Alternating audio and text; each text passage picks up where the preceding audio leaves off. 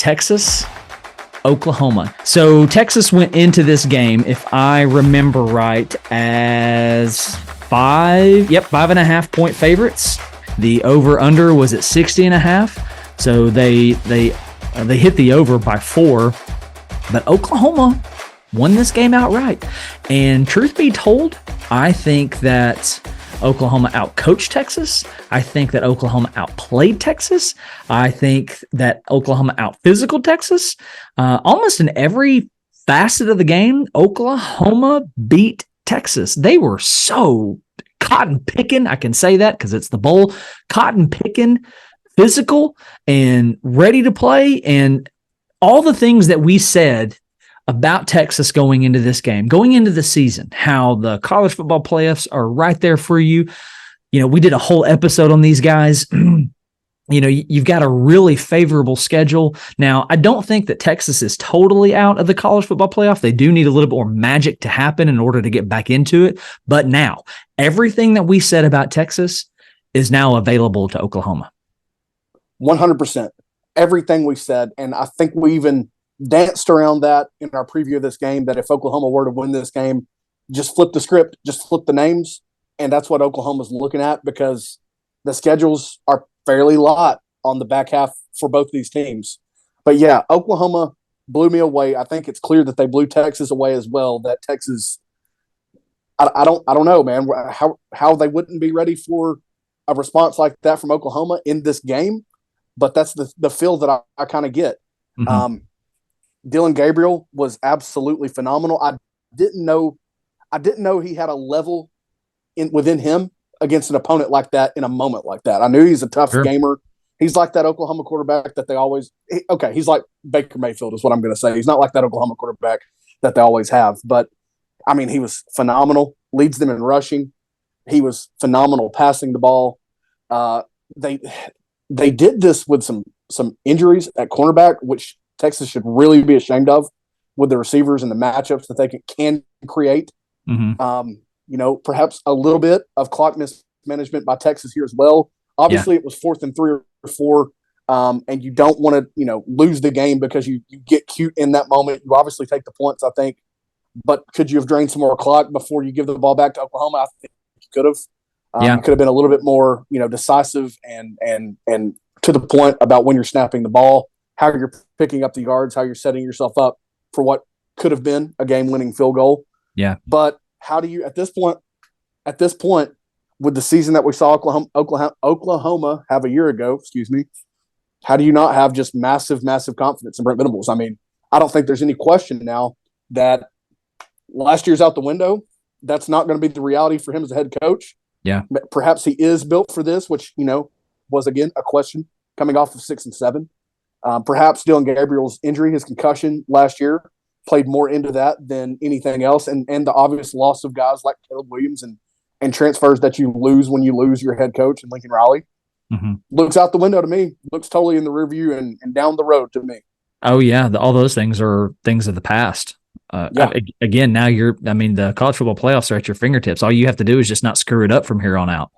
Yeah. And like, I think you just said that Texas, all they're going to need is a little magic.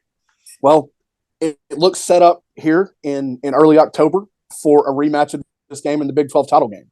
And it's been proven before that if you can go in and get you can get revenge, in the rematch, you're probably looking at a berth yourself as long as you are clean the rest of the way out. Don't remember if we said this about Texas, but I think it's fitting.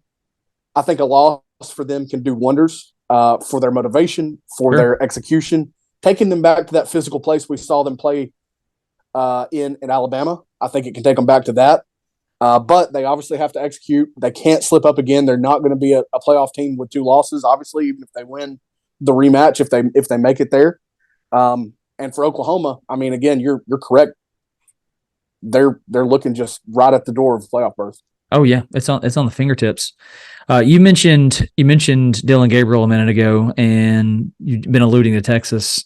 I mean, Dillon Gabriel was fantastic. He only threw for a score, but he was a football player trapped at the quarterback position on Saturday. And then just look at the other side for a second. Quinn Ewers, 31 for 37, so that completion percentage is fantastic. 346 yards, fantastic. Only one score, meh. 2 picks, 2 very costly picks, and I believe he had a fumble as well. Let's see. Quinn Ewers did lose a fumble. Yes, you're correct. So you count for 3 turnovers, man. That's not gonna cut it. No, and the first pick was their first drive. The second pick was right there on the cusp of the end zone. I think it was a tip ball, so not totally on him, but very costly. And losing a third one in a fumble, you can't do that in these types of games, in really any game. I mean, we'll talk about Alabama in a minute, and they got away with everything on their way to beating Texas A&M. I mean, lost every battle, just about. Yeah. But you typically, on average, you cannot do those things and win ball games, especially of the magnitude of the Red River robbery. Yeah. All right. So at this point, let's ask this question. Texas's stock. Are you buying it or selling it? Still buying. Okay. Why? Well, from one, as good as their roster is, I'm impressed and pleased to this point. Obviously, this game is disappointing, but what they've done to this point, big fan of. Winning in Tuscaloosa, massive fan of. Surprised still that they did it. Obviously, they've had help with transfers, but I like where they're at roster-wise. They're doing all the right things. They're recruiting the way that Texas should. And again, the path through the rest of the regular season is really light. It just is a matter of execution. You're going to be better than the teams that you play, all of them, and you just have to go beat them. So, a second regular season loss, I might be a seller at that point, but still going to choose to believe and, just take it for what it is, that the turnovers and the costly issues in this game are probably the reasons they lost it. Yeah, for sure. The only reason that I might even consider selling their stock at this point is what is just going to happen in the rest of the country. How is the Pac-12 going to unfold? Is Georgia going to win outright? What are we going to make of Alabama on the rest of the season? So there's still a possibility for them, and you have to like their odds if they get a rematch against Oklahoma and win that game. If they can get their redemption, basically, as you were saying earlier, which we've seen this movie before with just the roles reversed in Texas and Oklahoma. If they can do that, then you got to really like their chances to get back into the playoff conversation, which again, right now in this moment, I don't think they're totally out of it. They're just going to need some things to, obviously go their way.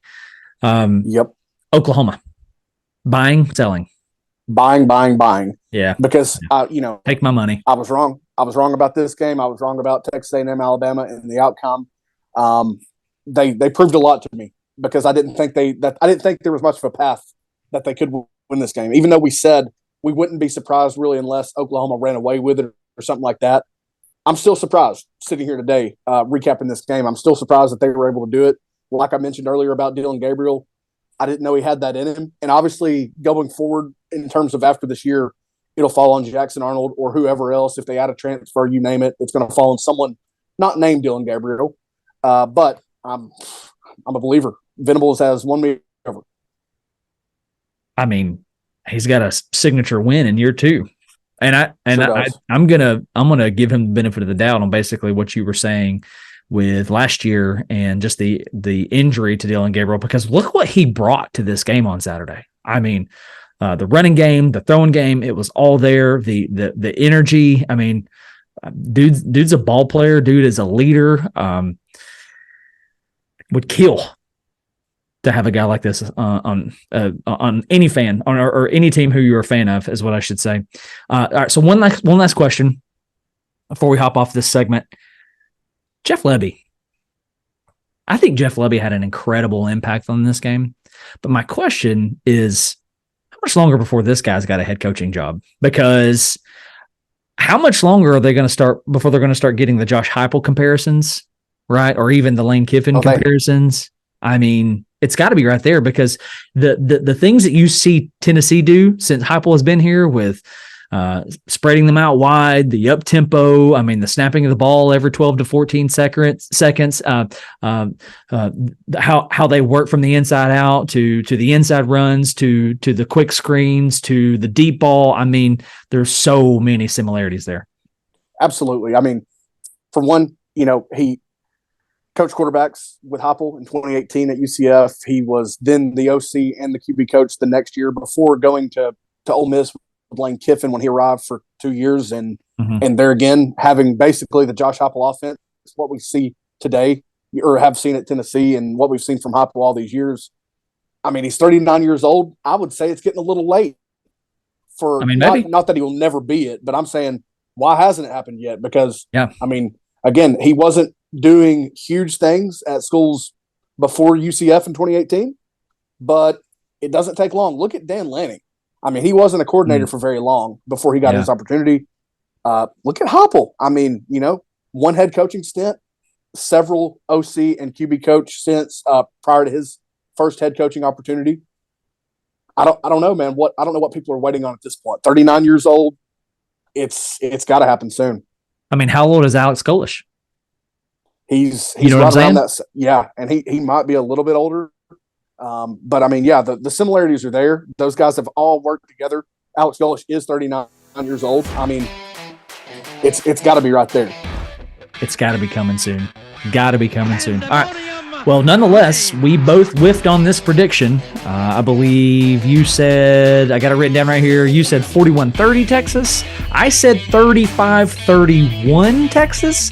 The final is 34-30 Oklahoma.